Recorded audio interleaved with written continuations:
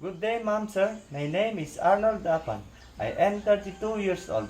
I am married with Mylene Nartates Apan. I have two kids. The oldest one is 6 years old and the youngest one is 4 months old. I graduated in San Guillermo Vocational Industrial High School. My working experience is 3 years machine operator in Taiwan and 2 years gardener and houseboy and also driving at my uncle's house in Manila. My work as a houseboy is cleaning, washing clothes, and cooking. I want to work in Hong Kong to earn money and have a better living to support my family.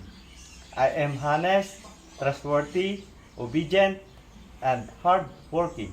I am also willing to learn how to cook Chinese food. I promise to finish 2 years contract with you and I am willing to renew when needed. I hope to see you soon. Thank you, ma'am, sir.